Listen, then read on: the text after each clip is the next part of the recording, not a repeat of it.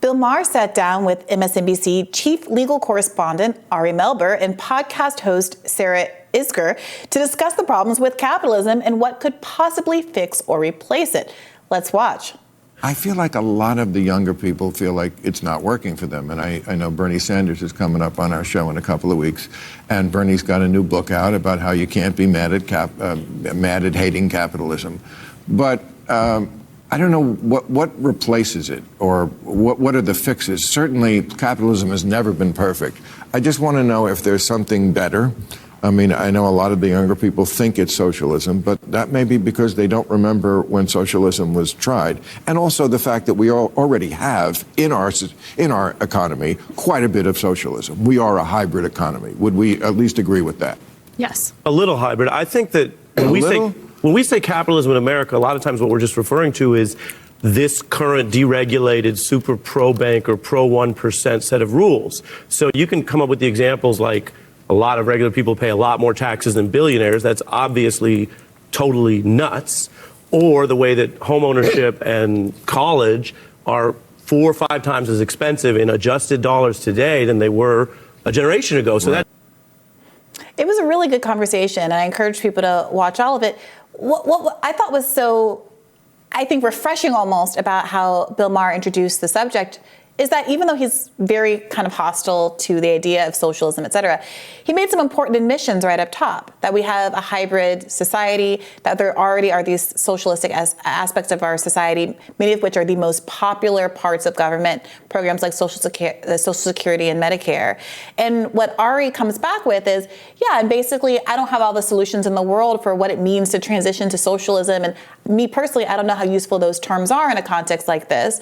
But Ari points out we could have more. And he talks about lower healthcare costs in other countries where they pay less for healthcare for a better quality of care.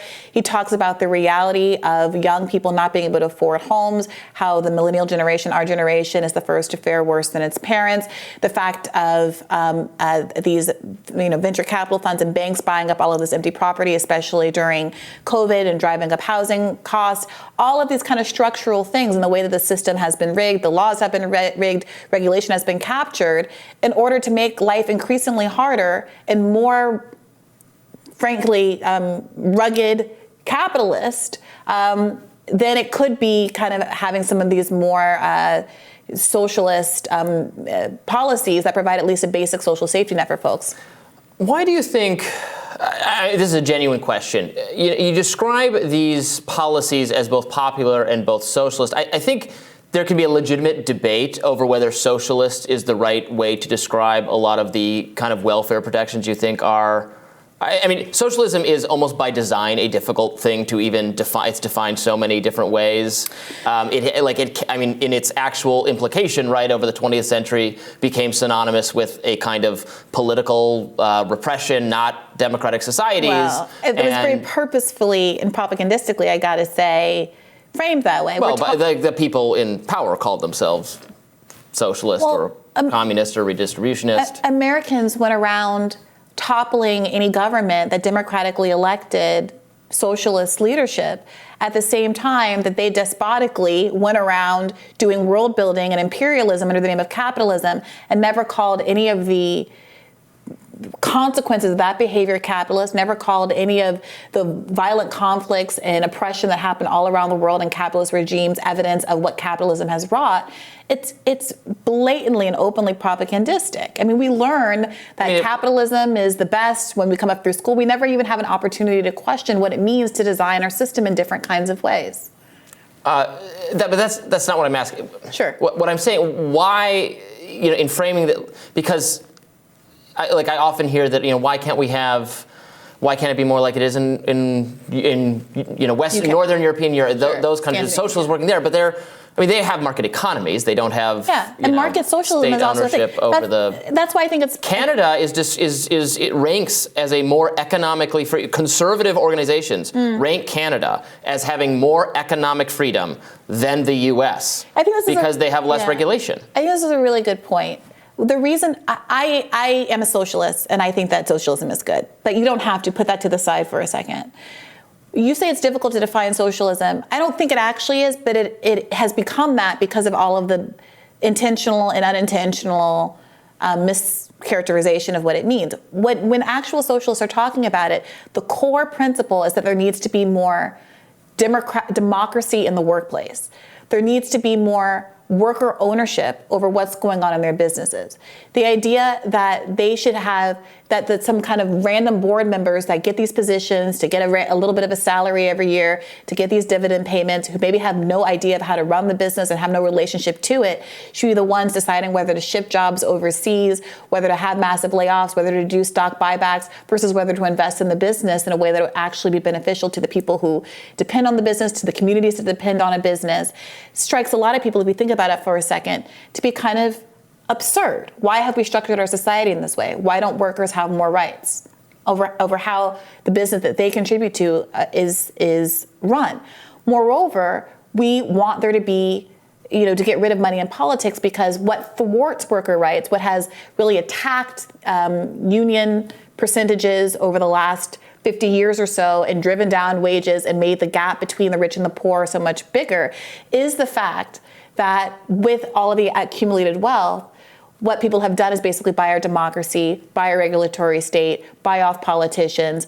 And so we don't really live in a democracy anymore. What Bernie always says is that we live in an oligarchy. He's not coming up with that. There was this Princeton study from 2014 that showed there was zero relationship between what the people wanted and what politicians were willing to pass. There's a direct relationship between what politicians are willing to pass and vote for and what their donor base actually wants. Look, I think it's fine to talk about what policies we can have to make people who lose out under capitalist systems have a softer landing or not be out on the streets, or smooth the edges for the people in society, while still recognizing that market economies produce globally produced a massive reduction in poverty over the last 200 years, an unfathomable reduction in human suffering and misery all over the world. Yeah, that's such an interesting argument to me, to say we changed our system once from feudalism to capitalism, and it had all of these amazing economic benefits, lifting so many people out of poverty. But we should never change it again. I just said we should never change. We can talk about what to make it even better. Right, and to make it even better, many people argue that the system that we have right now, where we're smoothing out the edges, what it really is we are creating just enough of an appearance of substantive equality and fairness that the overwhelming majority of the public, who has a small fraction of the total wealth in the country, despite producing all of the wealth in the country, is pacified into believing that there can be no better alternative and that we just have to sit quiet and hold on to the little bits that we get. Well, we get our Netflix subscription, we can afford a cell phone, we can take ourselves out to dinner occasionally, and we're not supposed to ask those questions. Things, though, that most people throughout all of human history could only have dreamed of having access to those things. It's a little dismissive to say, oh, well, people actually have homes and ownership over things, and they're starving in fewer numbers than ever before. The context of this conversation is that so many people don't have homes. We're moving backward. Capitalism is failing. The balance that existed for, let's say, the second half of the last century. Globally, we're not moving backward. The balance that existed for the second half of the last century is off. Each generation was getting better. We had better opportunities than our parents. We're an increasingly educated workforce. People had different kinds of job opportunities that didn't require them to toil and get personal harm in the same kinds of ways. Now we're backsliding. And so the question is this something, if this is something that can be fixed under capitalism, why is it that we're not seeing those kinds of changes?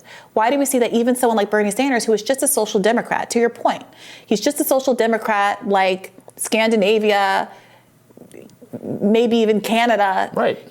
Why is he being characterized on CNN after he wins Nevada as some kind of dictator per Chris Matthews, who's going to start decapitating people in Central Park? Literally, Chris Matthews had to apologize for calling Bernie Sanders a descendant of Holocaust, people, his entire family murdered in the Holocaust, brown shirts, and someone who was going to, do an authoritarianism and murder people. But I think that's because of consciously using the word socialism, which many people associate, including people who escaped socialist regimes where there was widespread political repression. Well, I think that's why it's so important to have these conversations. And like I said, this was a good one. Authoritarianism can happen under any system, and we're experiencing a great deal of authoritarianism right now in America under capitalism. We're seeing it in the banning of books. We're seeing it in the banning of what people can wear and who people can associate with. And we're seeing it in the fact that, again, Americans are incredibly productive and hardworking people. But the products of our labor are being stolen by a very small group of elites. And we as a country, despite being majorities of the 99% versus the 1%, despite having an ostensible democracy, can't even pass something as enormously popular as a wealth tax to try to claw back some of that wealth and prevent those elites from using that wealth to continue to buy our system and rig the laws in their favor. We're not seeing the planned starvation of half the population or the execution of everyone wearing glasses or the installation of telescreens in people's homes. I'm sorry, but Robbie, let's talk about what we're talking about. Is your argument that a wealth tax would lead to authoritarianism? No, I'm arguing that that's why people don't like the word socialism. Okay, but I'm not using the word socialism. I'm very purposefully not. I think Bernie has used the word socialism. Well, he's not in the room as far as I can tell, although I'd love to get him on the show. So, I mean, the reality is people have been poisoned as to what socialism is, and nobody attributes all of the horrors. Every homeless person in America, that's capitalism. Every person who was evicted during the housing crisis in 2008, that's capitalism. The lack of regulation that caused all of those people, 30% of Americans lost their total savings in the 2008 financial crash, 40% for Black Americans and some other groups.